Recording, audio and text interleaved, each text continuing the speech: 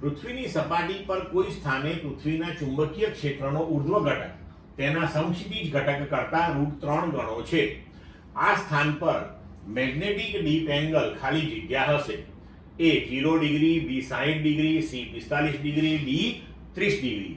હવે જુઓ કે આપણને અહીં આપેલું છે કે ઉર્ધ્વ ઘટક જે છે એ સમક્ષિતિજ ઘટક કરતા √3 ગણો છે. તો ઉર્ધ્વ ઘટક બી વર્ટિકલ જેને આપણે કહીએ બરાબર √3 બી હોરિઝોન્ટલ એટલે કે સમક્ષિતિજ ઘટક. હવે આપણે જાણીએ છીએ કે magnetic deep angle tan phi બરાબર BV upon BH. તો phi બરાબર tan inverse BV upon BH. BV તમને √3 BH આપ્યું છે, મૂલ્ય મૂકી દીધું, BH કેન્સલ થઈ જશે અહીંયા.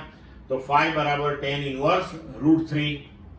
તો tan 60 ની વેલ્યુ આપણે જાણીએ છીએ કે tan 60 બરાબર √3 થાય. તો tan ઇન્વર્સ √3 એટલે કે phi બરાબર 60 ડિગ્રી થશે. એટલે વિકલ્પ પ્રમાણે આપણો જવાબ થશે 60 ડિગ્રી.